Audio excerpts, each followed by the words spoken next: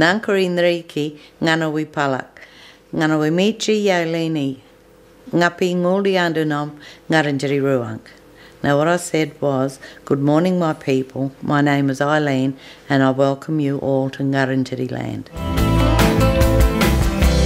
Take me back to beyond the world.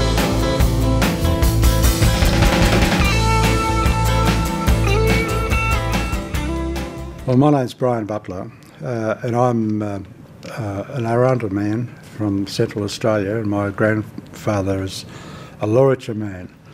I'm the product of the stolen generations, and I've been involved in the rights, working for the rights of Aboriginal people for over 50 years now, and I think that we have a responsibility to make sure that we can seek out services and seek out people that are prepared and willing to give Aboriginal people and Islander people a real good opportunity to do things that are going to be right for them. And I think that the ACH are an organisation that has been able to do that.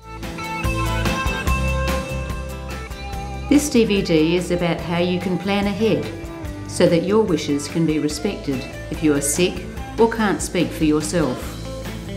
You may be familiar with wills and funeral plans. These are the plans we make for after we have died. My name is Sandy Wilson. I'm a Nurrinjeri woman. I'm from born at Rauken, which is about 70-80 k's down the road on Lake Alexandrina. I work here in Murray Bridge at the Aboriginal Primary Healthcare Units. I have a funeral fund. I know that I'm 60 plus, so I used to think earlier, say, I'm not going to worry about a funeral fund because it's not my problem, and then you see over the years what's happened to other people and the struggle that they have. So I thought I better not do that to my kids. I'd just like to talk about a funeral I've been to, and I was particularly intrigued with the way this one went, because the person had written down everything that they wanted said and how they wanted it run, and people seemed to gather around and be really respectful and considerate of what was being done.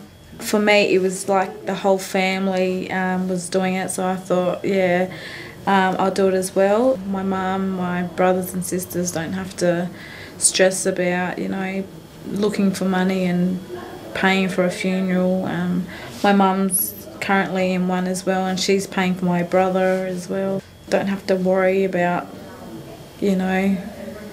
finding money for a funeral, Yeah, it's really good to know that I'm covered and that, that there'll be... the funds will be available. I haven't made a will yet, but I'm yet to make a will, and certainly have a look at the power of attorney. I keep saying, I'm going to do a will, but I haven't got round to doing it yet. But I think it's a great idea for people to do that.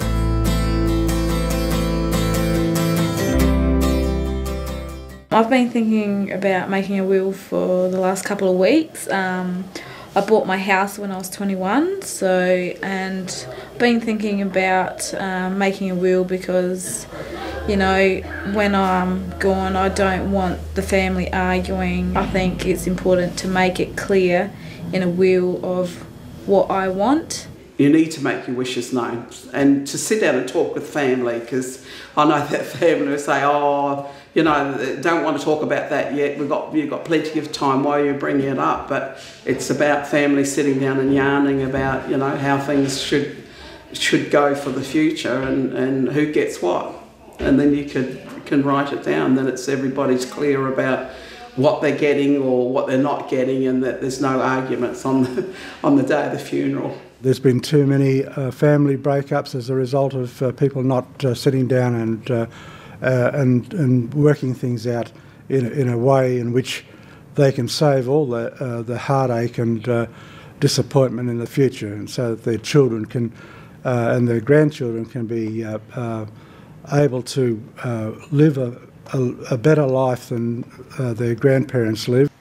Hi, my name's Christopher Kunji. I'm a Nudinjiri man from Murray Bridge. My personal story starts on the Gold Coast when my mum passed away when I was 21, and I had 2 younger sisters and a 6-month-old baby to care for.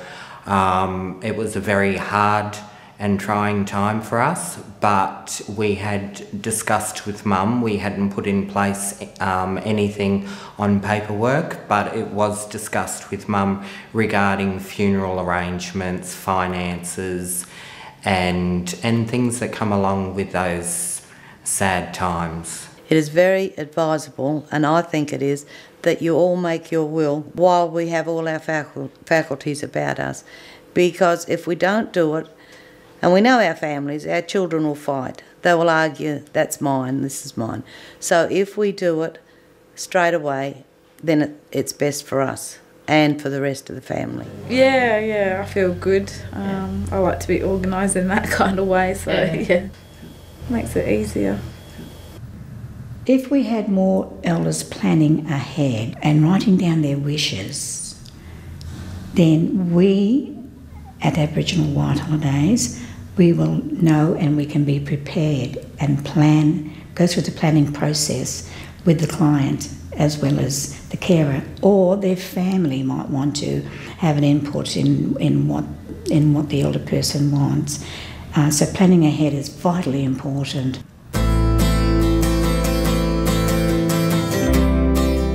These plans are the ones we make for times when we may not be able to say what we want because of illness, accident or memory loss. Hi, my name is Fred Tanner. I'm Aranda, Southern Aranda descent, and I want to talk to you about a few interesting things today about what we need to do for planning our future. I think that many people have been confused of some of the legal terms that that might confront you when you're putting together documents or signing off on documents. One of the important things that we can do is have an enduring power of attorney. Now that's a bit of paper or a legal document that has in there things around what we want to do with our money or